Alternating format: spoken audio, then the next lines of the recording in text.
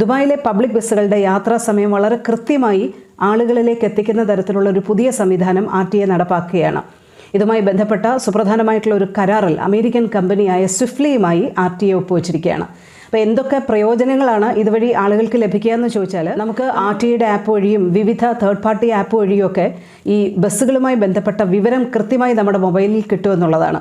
അതായത് എപ്പോഴാണ് ബസ് സ്റ്റേഷനിലെത്തുക അല്ലെങ്കിൽ സ്റ്റോപ്പുകളിലെത്തുക, ഇപ്പോൾ എവിടെയാണ്, ഇനി ആ സ്റ്റോപ്പിൽ നിന്ന് നമ്മുടെ ലക്ഷ്യസ്ഥാനത്തേക്കുള്ള യാത്രയ്ക്ക് എത്ര സമയമെടുക്കും എന്നതടക്കമുള്ള വിവരങ്ങൾ കൃത്യമായി നമുക്ക് കിട്ടുന്നു എന്നുള്ളതാണ് ഈ സ്വിഫ്റ്റ്ലിയുമായി ബന്ധപ്പെട്ട ഈ കരാർ വഴി RTA പൊതുജനങ്ങൾക്ക് നൽകുന്ന പ്രയോജനം. അമേരിക്കയിലെ ട്രാൻസിറ്റ് ഡാറ്റ സേവനദാതാക്കളായിട്ടുള്ള സ്വിഫ്റ്റ്ലിയുമായുള്ള കരാർ വഴി ഈ റിയൽ ടൈം പാസഞ്ചർ ഇൻഫർമേഷൻ കൃത്യമായി കൊടുക്കുക എന്നുള്ളതാണ് RTA ലക്ഷ്യമിടുന്നത്. ഇങ്ങനൊരു സംവിധാനം വരുന്നതോടെ ഏറെ നേരം ബസ് കാത്തു നിൽക്കേണ്ടി വരുന്ന ഒരു അവസ്ഥ, ഇനി ബസ് മിസ്സാവുന്ന ഒരു അവസ്ഥയൊക്കെ നമുക്ക് ഒഴിവാക്കാൻ പറ്റും എന്നുള്ളതാണ് ഏറ്റവും വലിയ ഗുണം.